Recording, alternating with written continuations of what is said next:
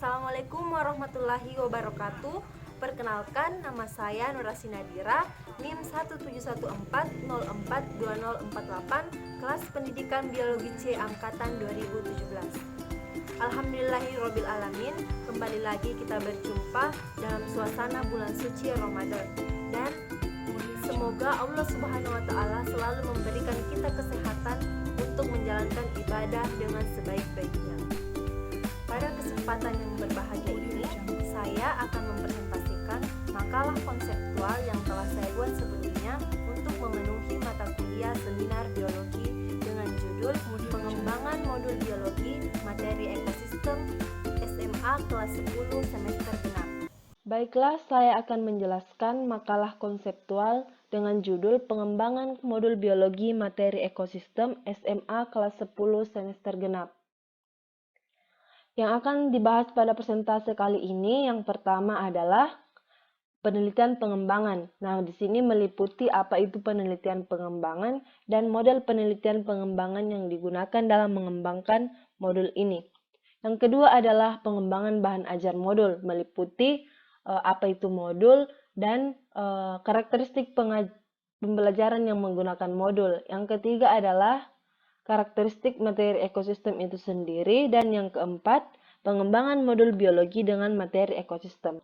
Langsung saja kita memasuki pembahasan pertama. Yang pertama adalah penelitian pengembangan. Nah, apa itu penelitian pengembangan? Menurut Huberti 2014, penelitian dan pengembangan didefinisikan sebagai sebuah metode penelitian yang bertujuan untuk mencari, menemukan, memperbaiki, mengembangkan, menghasilkan produk, menguji produk, sampai dihasilkannya suatu produk yang terstandarisasi sesuai dengan indikator yang ditetapkan. Jadi nantinya penelitian pengembangan ini akan menghasilkan suatu produk. Nah, sebelum menghasilkan suatu produk tentunya harus ditentukan dulu indikator tercapainya atau keberhasilan dari produk tersebut. Nah, produk yang dihasilkan tidak harus berbentuk benda perangkat keras atau hardware. Bisa juga seperti metode atau model pembelajaran. Dan adapun produk-produk yang dihasilkan dalam dunia pendidikan seperti RPP, buku, LKS, soal-soal, atau bisa juga penerapan teori pembelajaran. Dan dalam hal ini juga bisa dikembangkan sebuah modul. Nah, dalam kajian ini dipaparkan dua model penelitian dan pengembangan, yaitu model 4D dan model EDI.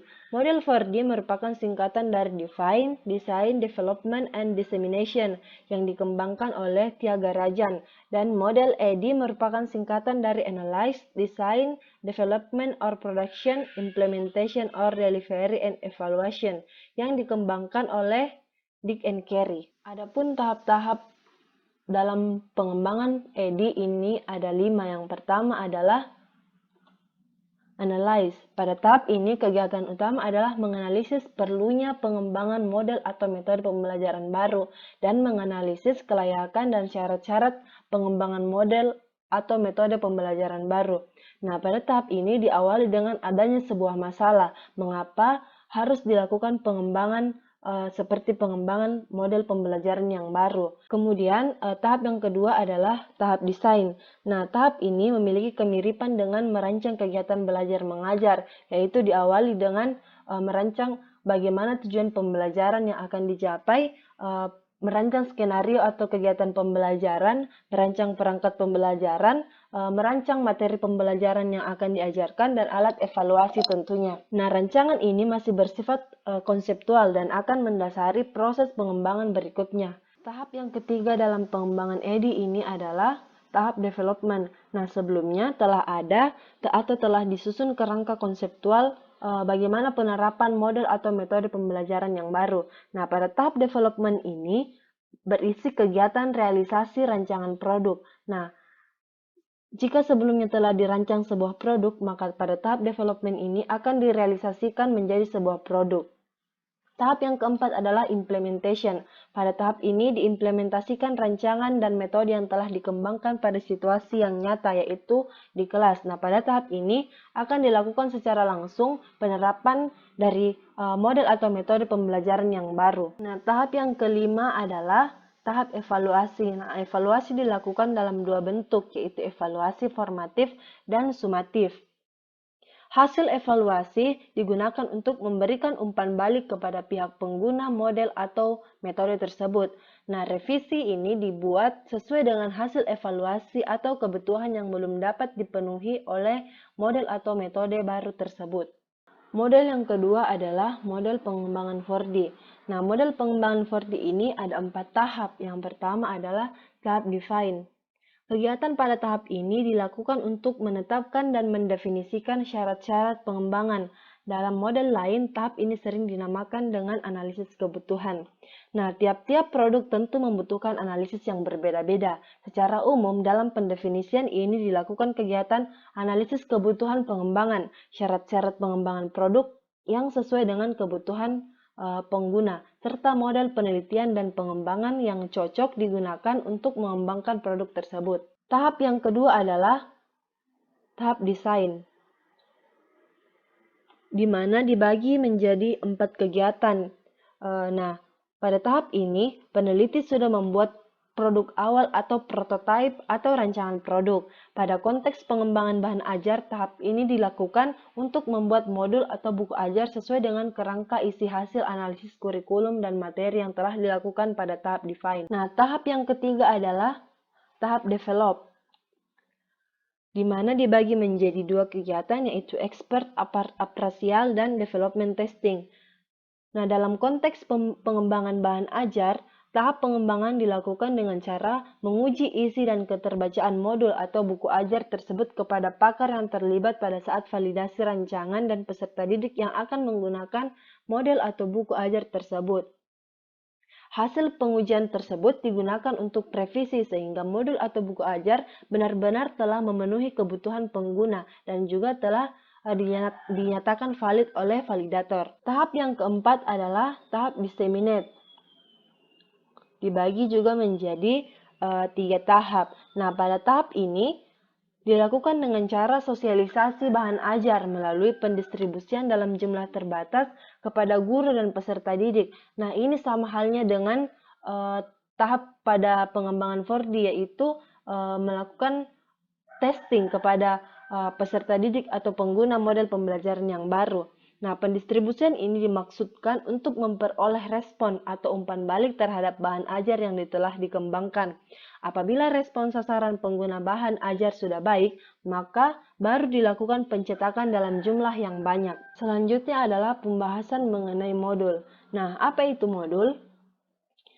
Menurut Majid 2008, modul adalah sebuah buku yang ditulis dengan bertujuan agar peserta didik dapat belajar secara mandiri tanpa atau dengan bimbingan guru. Pendapat lain mengatakan bahwa modul diartikan sebagai seperangkat bahan ajar yang disajikan secara sistematis sehingga penggunanya dapat belajar bersama seorang guru ataupun tidak. Nah, dengan demikian, modul seharusnya dapat dijadikan sebuah bahan ajar untuk menggantikan fungsi guru ketika guru berhalangan hadir. Jika guru mempunyai fungsi menjelaskan sesuatu, maka modul harus mampu menjelaskan sesuatu dengan bahasa yang mudah diterima siswa sesuai dengan tingkat pengetahuan dan usianya. Selanjutnya adalah karakteristik pembelajaran dengan modul. Yang pertama adalah bersifat self-instruksional. Nah, pengajaran modul yang menggunakan paket pelajaran yang memuat satu konsep atau unit dari bahan pelajaran. Pendekatan yang digunakan dalam pengajaran modul menggunakan pengalaman belajar siswa melalui berbagai macam penginderaan, melalui pengalaman mana siswa terlibat secara aktif belajar. Nah, itu yang disebut dengan self-instruksional. Yang kedua adalah pengakuan atas perbedaan-perbedaan individual. Pembelajaran melalui modul, siswa diberi kesempatan belajar sesuai dengan irama dan kecepatan masing-masing, atau di sini siswa bisa belajar mandiri sesuai dengan kemampuannya. Yang ketiga adalah memuat rumusan tujuan pembelajaran atau kompetensi dasar secara eksplisit. Bagi penyusun modul, tujuan yang spesifik berguna untuk menentukan media dan kegiatan belajar yang harus direncanakan untuk mencapai tujuan tersebut. Bagi guru, tujuan itu berguna untuk memahami isi pelajaran, dan bagi siswa, berguna untuk menyadarkan mereka tentang apa yang diharapkan atau apa yang akan dicapai. Yang keempat adalah adanya asosiasi struktur dan urutan pengetahuan. Nah, siswa dapat mengikuti urutan kegiatan belajar secara teratur dengan adanya asosiasi, struktur, dan urutan pengetahuan di dalam sebuah modul. Yang kelima adalah penggunaan berbagai macam media multimedia. Dalam belajar menggunakan modul bisa saja divariasikan dengan media lain seperti radio atau televisi. Nah, yang terakhir adalah adanya evaluasi terhadap penguasaan siswa atas hasil belajarnya. Nah, di dalam sebuah modul juga terdapat alat evaluasi atau tes yang akan berguna untuk mengetahui apa saja yang telah diketahui oleh siswa melalui pembelajaran menggunakan modul. Selanjutnya adalah kelebihan dan kekurangan modul.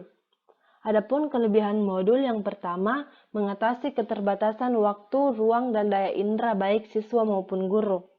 Yang kedua adalah memungkinkan siswa dapat mengukur atau mengevaluasi sendiri hasil belajarnya.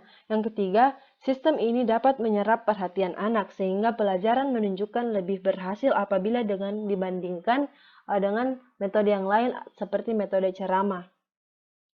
Dapat digunakan secara tepat dan bervariasi, seperti untuk meningkatkan motivasi atau gairah belajar, mengembangkan kemampuan dalam berinteraksi langsung dengan lingkungan belajar. Nah, dengan menggunakan modul bisa meningkatkan motivasi atau gairah belajar. Adapun kekurangan modul yang pertama, tidak semua siswa dapat belajar sendiri, melainkan membutuhkan bantuan guru. Yang kedua, tidak semua bahan dapat dimodulkan dan tidak semua guru mengetahui cara pelaksanaan pembelajaran menggunakan modul. Yang ketiga adalah kesukaran penyiapan bahan dan memerlukan banyak biaya dalam pembuatan modul. Dan yang keempat, adanya kecenderungan siswa untuk tidak mempelajari modul secara baik. Selanjutnya adalah karakteristik materi ekosistem. Nah, menurut Lupita 2015, materi ekosistem dalam kurikulum 2013 merupakan salah satu materi pokok yang diajarkan kepada peserta didik sekolah menengah atas kelas 10 semester genap. Materi ekosistem merupakan salah satu materi dalam mata pelajaran biologi yang bisa dibilang abstrak.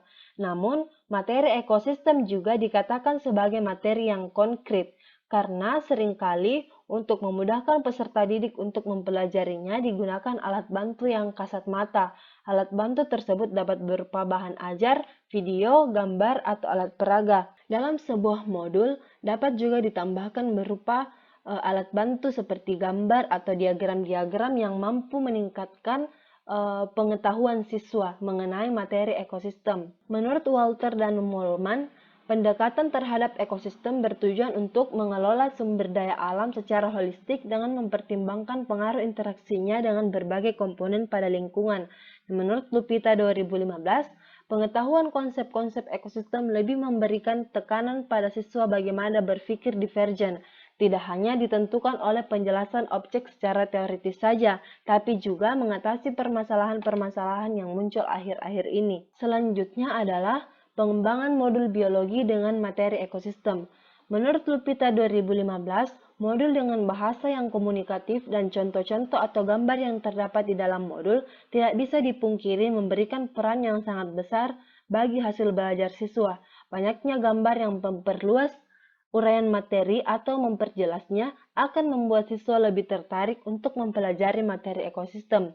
Dengan ketertarikan siswa pada materi yang diajarkan, maka siswa akan lebih termotivasi untuk mendapatkan nilai yang lebih baik. Sedangkan menurut Handoko 2015, pembelajaran menggunakan modul dapat menambah waktu belajar siswa sehingga memperpendek perbedaan waktu belajar siswa kelas atas dan siswa kelas bawah. Selain itu, juga meminimalkan ketergantungan siswa untuk belajar dengan guru. Pada uji keefektifan modul dalam kegiatan pembelajaran didapatkan bahwa penggunaan modul dapat meningkatkan interaksi sosial antar siswa selama kegiatan pembelajaran. Nah, itulah tadi beberapa penelitian yang telah mendapatkan hasil bahwa modul dapat meningkatkan efektivitas dalam pembelajaran biologi dengan materi ekosistem. Ya, mungkin itu saja yang bisa saya sampaikan. Kurang dan lebihnya mohon dimaafkan. Demikianlah presentasi yang saya bawakan. Kurang dan lebihnya mohon dimaafkan. Semoga apa yang saya sampaikan dapat teman-teman pahami dan bisa memberikan saran dan kritikan yang membangun bagi saya. Akhir kata, saya ucapkan banyak terima kasih dan semoga kita selalu diberikan kesehatan oleh Allah Subhanahu wa taala, dan sama-sama kita berdoa semoga pandemi ini segera berakhir dan kita bisa menjalani aktivitas seperti sedia kala. Wassalamualaikum warahmatullahi wabarakatuh.